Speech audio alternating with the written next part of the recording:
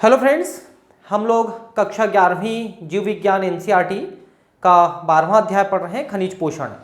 इसके पिछले दूसरे वीडियो में मैं आपको नाइट्रोजन स्थिरीकरण के बारे में पढ़ा रहा था, जिसमें मैंने आपको ये बताया है कि नाइट्रोजन स्थिरीकारी जो जीवाणु हैं या सूक्ष्मजीव हैं वो दो प्रकार के होते हैं।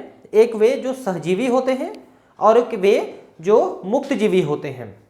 सहजीवी जीवाणुओं में आप राइजोबियम और फ्रेंकिया का नाम पढ़े हैं। राइजोबियम जो दाली जाति के पौधों में और फ्रेंकिया जो अदाली जाति के पौधों में, जो दाल नहीं है उन पौधों में पाया जाता है, जैसे एलनस में पाया जाता है, और ये जड़ों में गांठें बनाते हैं। इसके अलावा आपने जो स्वतंत्र जीवी हैं या मुक्त जीवी हैं उनके बारे में भी पढ़ा, जिसमें आपने एजेटोबैक्टर, बिजरनीकिया, रोडोस्पाइरिलम इनके बारे में पढ़ा, जिसमें आपने कहा कि जो एजेटोबैक्टर है और बिजरनीकिया है ये ऑक्सीश्वसनी है और जो रोडोस्पाइरिलम है अनॉक्सीश्वसनी है। तो उनको आपने यहाँ पर पढ़ लिया है। अब हम ग्रंथिका निर्माण को पढ़ने वाले हैं कि जो दाली जाति के पौधों में या दूसरे पौधों में जो जड़ों में गांठें पाई जाती हैं, जिनमें राइजोबियम, फ्रेंकिया इस टाइप के जीवाणु पाए जाते हैं, वो जो गांठें हैं वो ग्रंथिका हैं, वो कैसे निर्मित होती हैं इनके बारे में हम पढ़ेंगे। तो आप जरा ये स्ट्रक्चर देखिए, ठीक है। तो ये जो रूट हैं, रूट के ये जो रूट हेयर्स हैं जिनको अपन मूल रोम कहते हैं, इनके आसपास जो मिट्टी होती है इनमें जीवाणुओं के स्पोर्स पाए जाते हैं। तो मूल रोम के आसपास जो जीवाणु के स्पोर्स वगैरह पाए जाते हैं उस पूरे एरिया को हम राइजोस्फीयर कहते हैं, राइजोस्फीयर।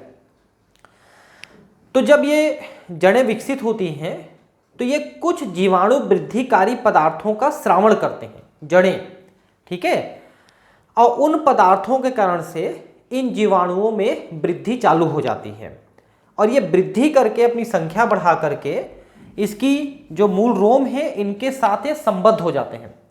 तो आप देख सकते हैं कि मूल रोम पहले ऐसा हुक जैसा, अंकुश जैसा बन जाता है और धीरे धीरे मुड़ जाता है थोड़ा सा और, है ना, ज़्यादा नहीं मुड़ता, उतना ही रहेगा, थोड़ा सा और मुड़ेगा।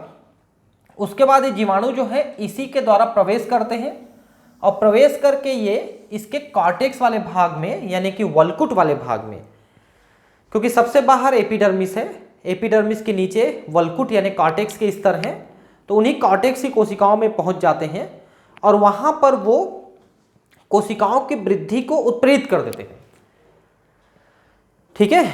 तो जो वल्कुट की कोशिकाएं हैं वहां पर वृद्धि करके एक गांठ जैसा, एक नोड जैसा बना लेते हैं, उसी को ग्रंथिका कहते हैं और उसमें ये राइजोबियम जीवाणु होता है, ठीक है, जो फिर नाइट्रोजिनेज एंजाइम की सहायता से नाइट्रोजन फिक्सेशन करेगा, नाइट्रोजन स्थिरीकरण करेगा।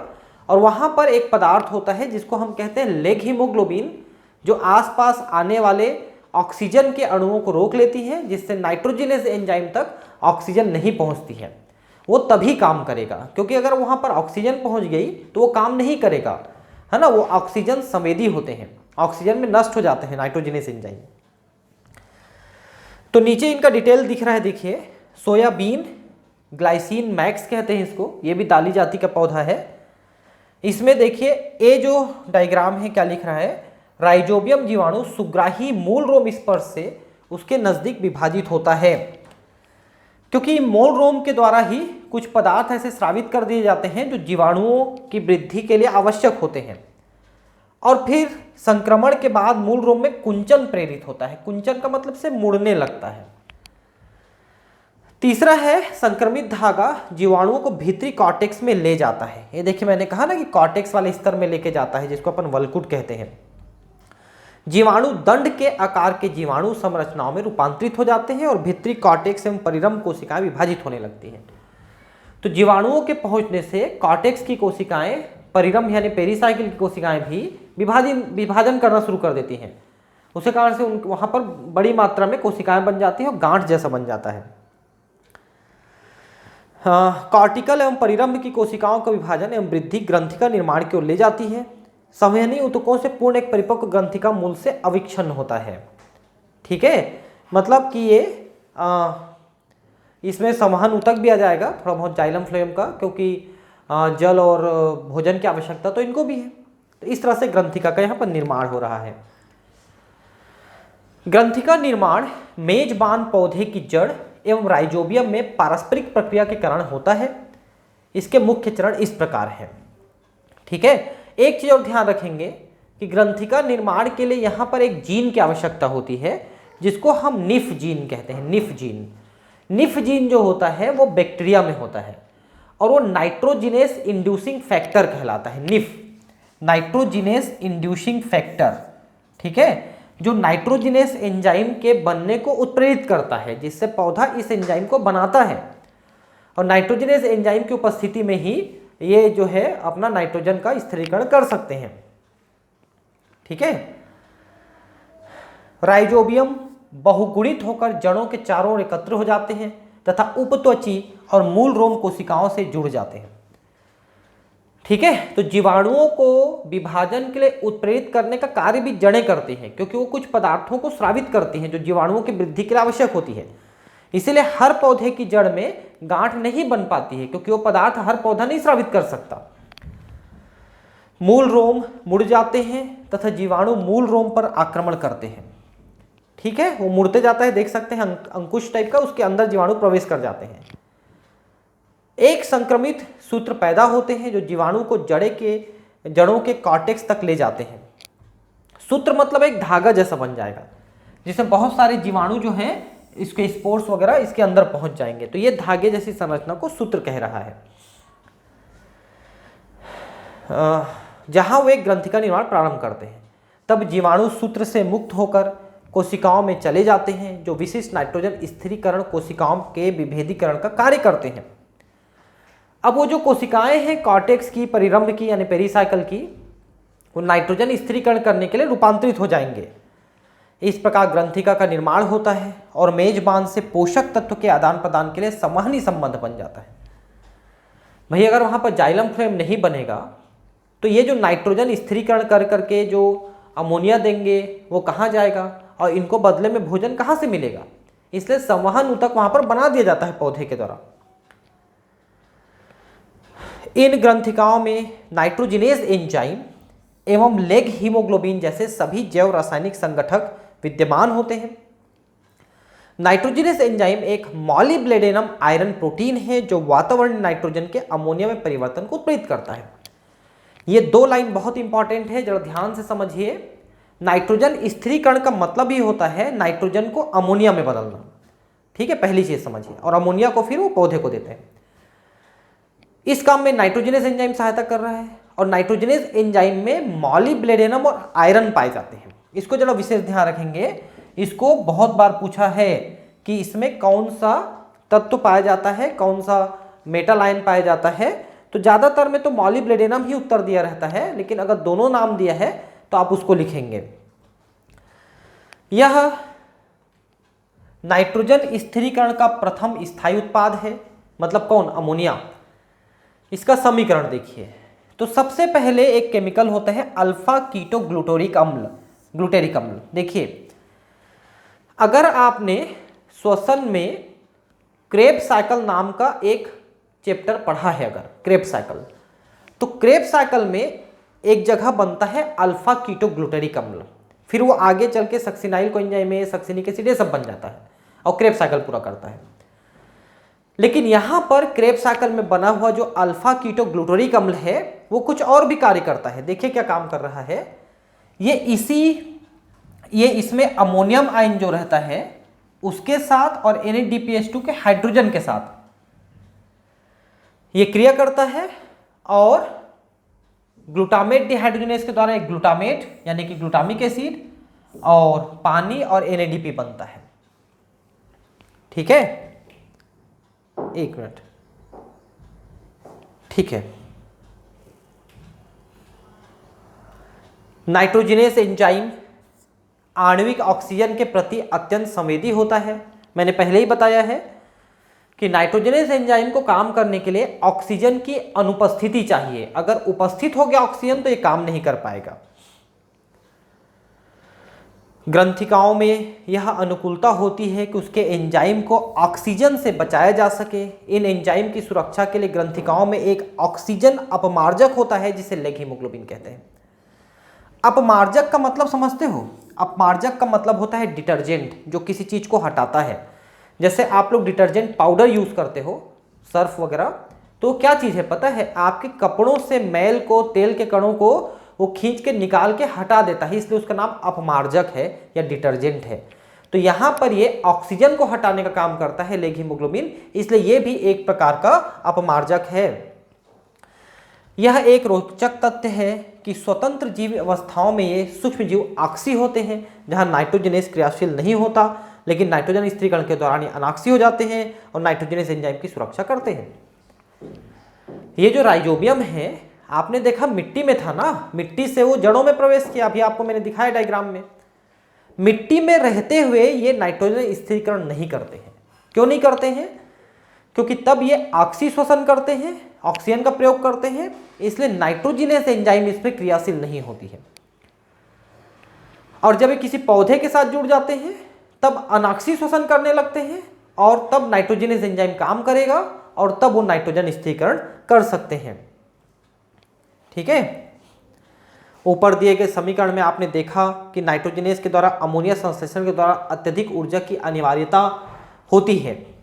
ठीक है, देखिए यहां पर थोड़ा सा मैं आपको बता दूं, ये जो इस डायग्राम को आप देखिए, इसको आप ज्यादा समझ पाएंगे। ठीक है, सबसे पहले आप देखिए एंजाइम नाइट्रोजनेस है, ये हवा के नाइट्रोजन को लेता है और इसके साथ जुड़ गया। देखिए हवा का नाइट्रोजन जो है इस एंजाइम के साथ जुड़ गया, नाइट्रोजनेस के साथ। ठीक है, फिर नाइट्रोजनेस क्या करता है, हाइड्रोजन लेता है NADPH2 से और इस हाइड्रोजन को इस नाइट्रोजन के, देखिए नाइट्रोजन अभी यहां पर 3 बंध द्वारा जुड़ा हुआ है यहां पर, तो इसमें क्या करता है, एक बंध को कम कर देता है। अब नाइट्रोजन 2 बंध से जुड़ा है और इनके साथ एक एक हाइड्रोजन जोड़ दिया, तो उस एक बंध की पूर्ति इन 2 हाइड्रोजनों ने कर दिया। अब आगे का प्रोसेस देखिए कि फिर एक एक हाइड्रोजन और जोड़ेगा और इस बंध को एक और कम कर देगा। तो यहां पर आप देखिए नाइट्रोजन सिर्फ एक बंध के द्वारा जुड़े हैं, यहां पर 2 बंध के द्वारा जुड़े हैं, यहां पर 3 बंध के द्वारा जुड़े हैं। तो एक एक और हाइड्रोजन जुड़ गया, तो अब 4 हाइड्रोजन हो गए, पहले 2 हाइड्रोजन थे अब 4 हो गए। तो 2 जगह ये अपचयन की क्रिया करा रहा है। ठीक है, उसके बाद नाइट्रोजन की एक और बंध को भी हटा देगा ये, उसके लिए एक और हाइड्रोजन हमको जोड़ना पड़ेगा और यहां पर आप देख सकते हो वो काम हुआ। तो ये दोनों नाइट्रोजन आप देख सकते हैं अब अलग अलग हो गए और इनके साथ NH3 और NH3 हो गए हैं ये। ठीक है, अब ये एंजाइम इस काम को करने के बाद इन दोनों नाइट्रोजन को मुक्त कर देता है। तो एक नाइट्रोजन ये देखिए NH3, दूसरा नाइट्रोजन भी NH3 बना के मुक्त हो गया। एक बार फिर से देख लीजिए, नाइट्रोजन पहले 3 बंध द्वारा जुड़ा हुआ था, इसमें पहले एक हाइड्रोजन जोड़ा तो एक बंध कम हो गया, फिर एक और हाइड्रोजन जोड़ा एक और बंध कम हो गया, एक और हाइड्रोजन जोड़ा एक और बंध कम हो गया, तो दोनों नाइट्रोजन फ्री हो गए। ठीक है, ऐसा करके ये देखिए इन 3 स्टेप में, और फिर बाद में एंजाइम इन दोनों को अलग कर देता है NH3 बना करके। तो आप देखिए यहां पर मुख्य बात यह है कि जब आप इनमें हाइड्रोजन जोड़ते जाते हैं उस समय अत्यधिक ऊर्जा की आवश्यकता होती है। ठीक है, एक अमोनिया अणु बनाने हेतु 8 ATP खर्च हो जाते हैं और यहां पर आपने 2 अमोनिया अणु बनाए हैं, इसलिए 16 ATP खर्च हो जाएंगे। तो ये काफी ज्यादा एक्सपेंस है, आप देख सकते हैं, लेकिन उससे अमोनिया मिल जाता है पादप को और उससे वो फिर प्रोटीन, अमीनो अम्ल वगैरह बनाता है। तो फायदे का ही ये है, क्योंकि भाई आप अगर ATP रखे हो तो आपके काम के लिए रखे हो ना। जैसे आप पैसे कमाते हो तो पैसा आप किसके लिए रखते हो, खाने पीने और जरूरत के सामान खरीदने के लिए। अगर आप उसी का प्रयोग नहीं करोगे तो पैसे का क्या मतलब है ना, ऐसा है। अब अमोनिया की नियति का मतलब है कि पौधे को जो अमोनिया मिला नाइट्रोजन स्थिरीकरण के द्वारा, उस अमोनिया से वो क्या करेगा। तो देखिए वो अमोनिया से ना वो पहले तो बनाएगा अमीनो अम्ल सबसे पहले। ठीक है, और अमीनो अम्लों को आगे चल के बनाएगा वो प्रोटीन। इसके अलावा ये जो है नाइट्रोजनस क्षार, जो पायरिमिडीन, प्यूरिन, पायरिमिडीन ये सब होते हैं ना, adenine, guanine, cytosine, thymine, uracil, जो DNA RNA में जुड़ते हैं, उनका भी निर्माण करता है और उनसे फिर वो न्यूक्लियोसाइड, न्यूक्लियोटाइड और फिर DNA RNA बनाता है। अमोनिया कारिकीय pH पर प्रोटीनीकरण के बाद अमोनियम आयन का निर्माण करती है। प्रोटोनीकरण है, ध्यान रखना ना, यहाँ प्रोटीनीकरण नहीं है, क्योंकि अमोनिया में जब एक आप प्रोटॉन जोड़ देते हो, प्रोटॉन का मतलब है हाइड्रोजन आयन, ये प्रोटॉन है, ठीक है, ये जुड़ जाता है, तब ये बन जाता है NH4 आयन। उसी को लिख रहा है कि अमोनिया जो है एक निश्चित पीएच पर, यानी कि एसिडिक पीएच पर प्रोटोनीकरण करके, मतलब प्रोटॉन जोड़ करके यानी कि हाइड्रोजन जोड़ करके अमोनियम आयन का निर्माण कर लिया, तो NH4 आयन जो है ये अमोनियम आयन है, ठीक है। अधिकांश पादप नाइट्रेट की तरह अमोनिया का भी स्वांगीकरण कर सकते हैं, लेकिन अमोनियम आयन पादपों के लिए विषाक्त होते हैं, जिसके कारण से उनमें एकत्र नहीं हो पाते हैं। अमोनियम आयन को बनाते हैं और तुरंत उसको आगे किसी काम में यूज कर लेते हैं, क्योंकि अगर अमोनियम आयन इनमें संग्रहित हो जाएगा तो अमोनिया और अमोनियम आयन बहुत जहरीले प्रकृति के होते हैं कोशिका के लिए, इसलिए ज्यादा समय के लिए आप उनको नहीं रख सकते। आइए देखते हैं कि इस तरह संश्लेषित अमोनियम आयन का किस प्रकार से पादप में अमीनो अम्लों के संश्लेषण हेतु उपयोग होता है। इसके लिए दो मुख्य क्रियाएं हैं। तो मैंने अभी कुछ देर पहले आपको बताया कि अमोनियम आयन का प्रयोग हम अमोनिया बनाने में करते हैं। पहला है अपचयित अम्लीकरण। अपचयित अम्लीकरण मतलब अपचयन करते हैं। सबसे पहले देखिए, इस प्रक्रिया में अमोनिया कीटोग्लूटेरिक अम्ल के साथ क्रिया करके ग्लूटामिक अम्ल बनाते हैं, जैसे नीचे समीकरण में दिया गया है।